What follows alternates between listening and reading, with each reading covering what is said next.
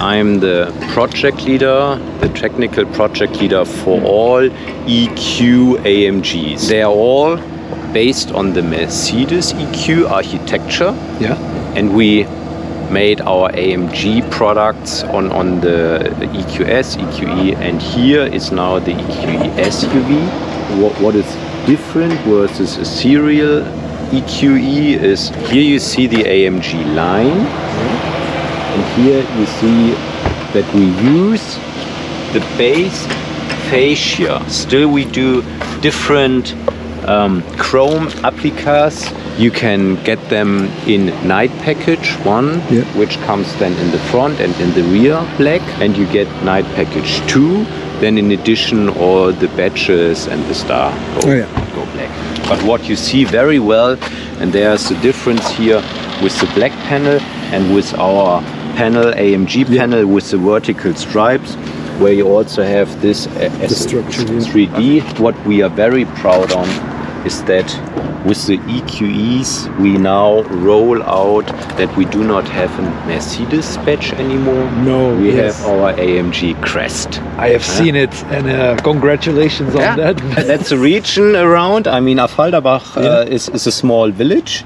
Yeah, and there are also a lot of apple and different fruits trees. That was and together with our heritage of strong engines, for sure. Some people now say, hey, but in an electric vehicle there is no combustion and no cylinders anymore. But that's our heritage. It is. And we convey we bring the heritage, which is not only combustion engine, which is driving dynamics with the sound. We bring that into the new world of electric. So this comes always in body color, whereby the serial colleagues have it in black paint.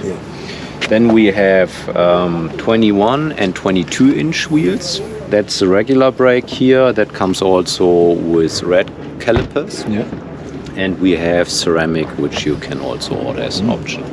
Our 4MATIC Plus badge. So then going to the rear, the differentiation to the line is not that big. We have here, instead of 2, we have the 3 in chrome, and you have the badge. And then I would say we go into the car before we start freezing. It's okay. And the door sills, the steps, are they standard with the AMG? No, they are optional. Ooh, nice. And which are the AMG specific screens? That is AMG specific. So if you basically have it here on the big one. So you see the AMG performance is one which is specific, and the track pace is specific. So if you go into the AMG performance, you have here, and we can start a little bit. So you have the energy flow. And it's always in red if it's now using the rear motor.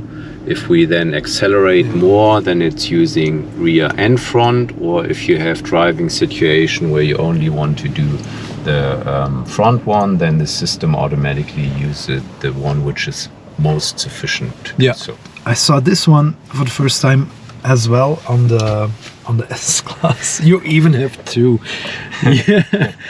So this is because you have a close brand cooperation with. There's a brand cooperation, and in the past we also had a mechanical IVC in the car. You had a clock in the Mercedes or the AMGs or both? No, only in the AMGs.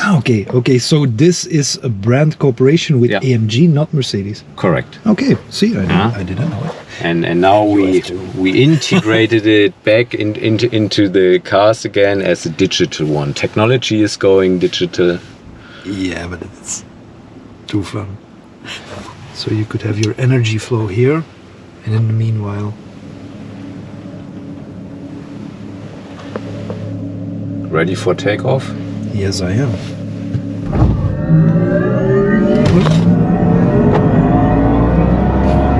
No way! The sound, and also the seat belts tightening. It's like getting ready for lounge.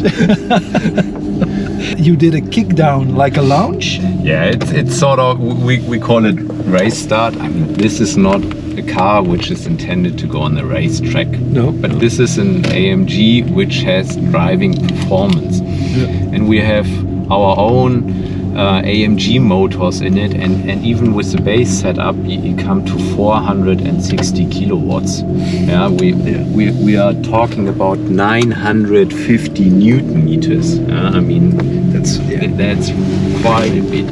And if you order as a customer the Dynamic Plus package, then we increase the top speed from 220 to 240. We give you during the launch the race start, we give you, instead of 460 kilowatts, we give you 505 kilowatts. Plus we have also an increase to 1000 Newton meters. And with this, actually, you're accelerating that car in 3.5 seconds from 0 to 100. Jeez. Yeah, that's quite amazing. It is. The car comes with sound worlds, and the base setup is the authentic. And if you order the Dynamic Plus package, then you also get a different sound world, which is called performance. So you have both then. We are now driving in S Plus, so you have that sound. If you go back into C, it's silent. It's silent, yeah.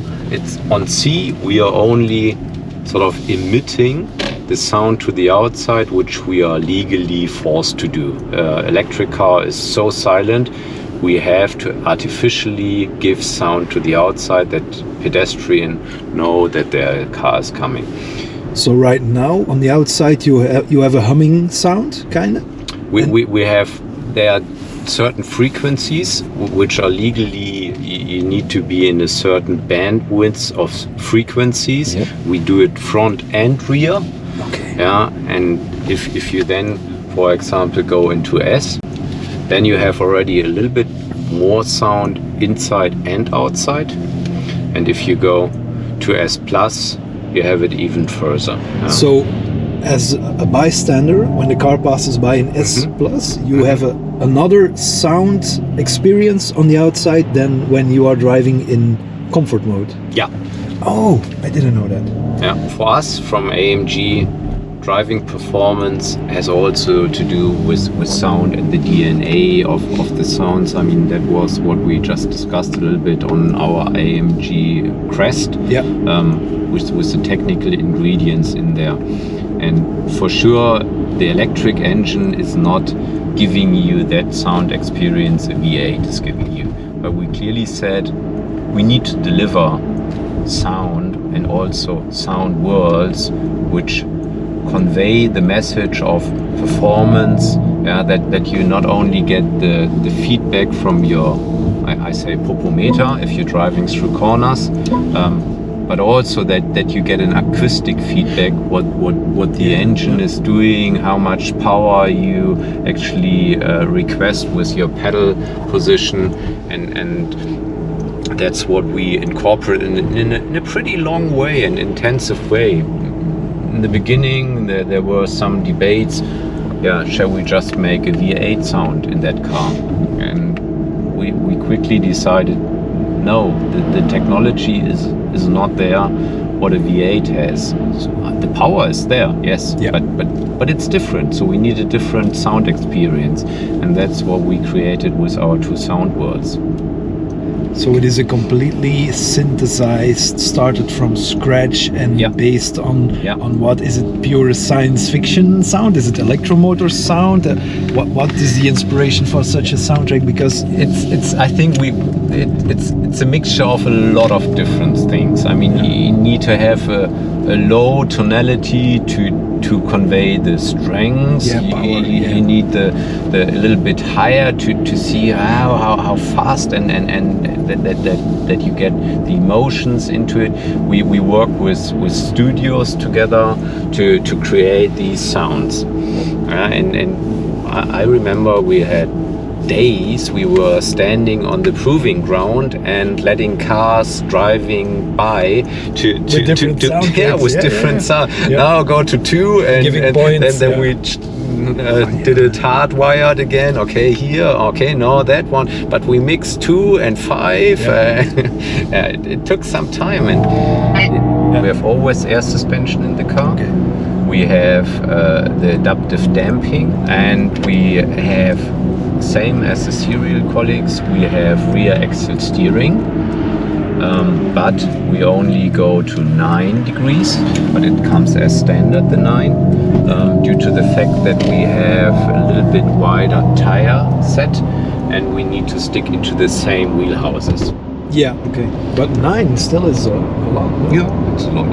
It's helping for maneuvering, and it's also really helping you also on making the car more agile. You can really play with this in a way that you have a much more dynamic car. Still, we do not want to be always hard and tough. So if you ride with your family, if you have your dog with you, you have a much smoother ride. Yeah. You don't let the street come so directly into the car. It's dampened, yeah. And what actually happens is, now with an SUV, your center of gravity moves up. Mm-hmm. And that's not helping driving precision. No, of course. So what we decided, and that's purely on the AMG 53 EQE SUV, is we have an electronically controlled anti-roll stability system. Okay. So we split the torsion bar into 2 pieces, put an electric motor in between, which runs on an 84 volt system, which means we have 3 voltage levels in the car, 12 for the base setup, 48 for the anti-roll system, and then the high voltage system. Which is it for 800 or 400? This is 400. 400. Yeah. What you basically do is, if you are on a more comfort ride, you untighten the vehicle from left side to right side, so you allow a little bit more movement, especially if you have also bad road conditions. What you pick up on the right side is not directly transferred into the left side. Okay. If you on a dynamic mode, you tighten the overall system, that you have less body movement, because with less body movement you have more driving control, driving precision. Yeah. And with this you do it depending on the driving situation. The system is always looking, okay, what's the best for dynamic or comfort driving, and adjust the system. And it's front and rear axle. Yeah. The stronger motor is in the rear, with 295 kilowatts, and a little bit less strong is 165 in the front. So let's go a little bit on the country road here. Yes, that's. You caught me off guard there. Sometimes I say it, sometimes if I do the race start, I tell the people up front. Yeah, that's a good thing. Otherwise, you end up with a whiplash or something. So here you have then the different rides. So you see then how much torque is submitted from what engine. I overtake. Smoothly? Yeah, that's very easy. And you also see here how much recuperation in the energy flow then. So now it's driving front and rear. If I then brake, so both are recuperating.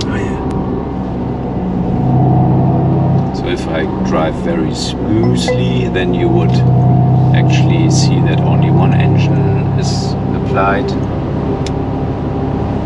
On the vehicle side, you see how the dampers are working.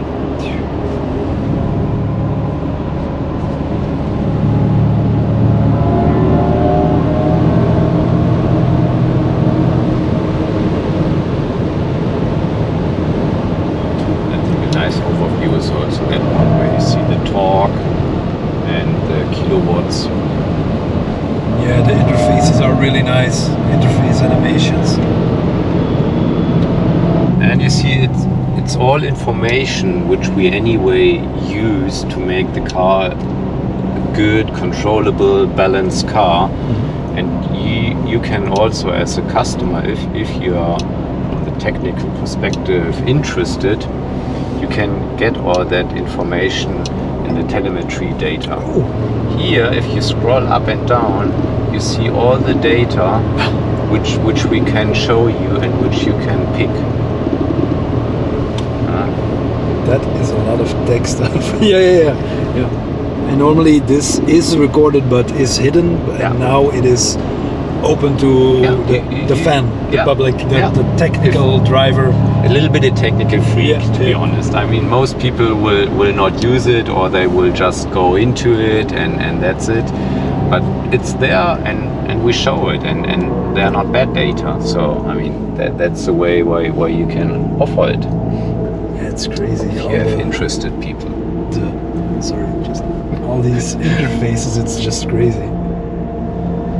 And even the telemetry data is so nicely animated with the glow. Yeah, I'm in motion graphics design also, so I'm always intrigued by how this can be. It's not just designing it, but it is real time generating it. So it's. And I think what is also very convenient, I mean, you can jump in directly with the AMG, it's the drive programs, and they are initially set in a way that where we say, okay, that's probably for most customer the use case. So you have slippery, individual, C, S, and S+. But if you as a customer say, hey, if I use my satellites here and I don't want to go from C to S+, always going over the drive program S, you can reprogram it in a way that you directly jump from C into S+, for example. Same way you can order the icons. Correct. In the host. And then it's also on the satellite here in a different row. So then you could have C and S+, or whatever. If you have set up an individual program, then you can put the individual in the row which serves you best. Or the other thing is then the settings of the left satellite. You can also choose a lot of different switch things which you can add. There are even more to add if you want. And for example, a lot of people think, okay, electric driving is, I don't need the sound. So you put sound on and off on a button, and then basically you can switch it easily on and off. So these satellites on the steering wheel, that's also just AMG? That's just AMG, and the flexibility to program them, because every driver has a different kind of attitude to drive, that gives you a good flexibility. Not everybody will do it. I mean, I would say 50% of the customers leave it the way we offer it ex plant, and there's a fair portion who say, okay, I play a little bit around, I find my personal way, and then I program them my personal way. It's the more active drivers which will be more chance that they will be the ones that buy the AMG version anyway. Right. So telemetry data is also specific for AMG. Okay. So we are sitting on AMG specific seats with our logo on the headrest, with the AMG badge in the back.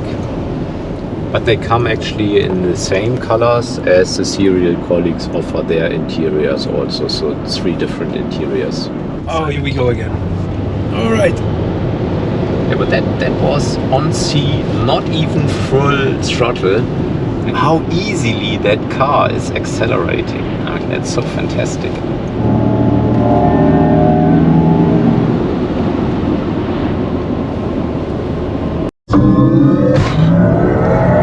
We're going up there. 15% up,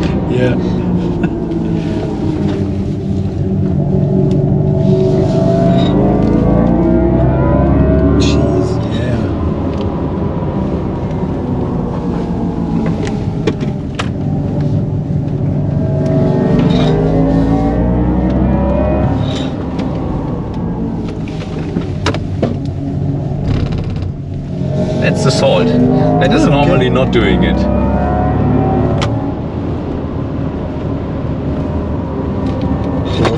12% down.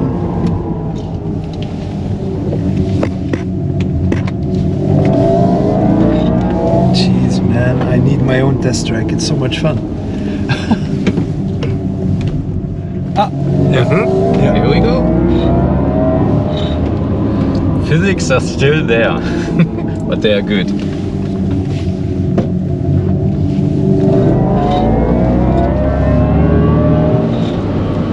So that's a so-called Tannenbaum. Stop filming. Yeah. We are back in a top secret part now. So production is, what you told me, in the States? Yeah, it's in Tuscaloosa. There's a plant, and it will be launched the 43 in May in Europe. Yeah. And the 53 is then coming in August in the US as beginning, because the plant is in the US, Okay. so short ways. In September we come then in Europe, and then the Asian markets, China, South Korea, Japan, and so on and so forth, they come later in the year in Q4. Okay. So it's still very early on right now. This is a pretty early car. Yeah. But time is flying by, you know. We as engineers, I mean, we are already sort of ready with the car. Now we need to bring it into a robust production. And that's also a challenge, as you know, as a journalist driving pretty often early cars. But I think from the technical perspective, what I showed you, this is complete. It what feels the customer very complete. will see. Yeah. Thanks so much. You're welcome. Thanks, Thank man. See you next time. Bye.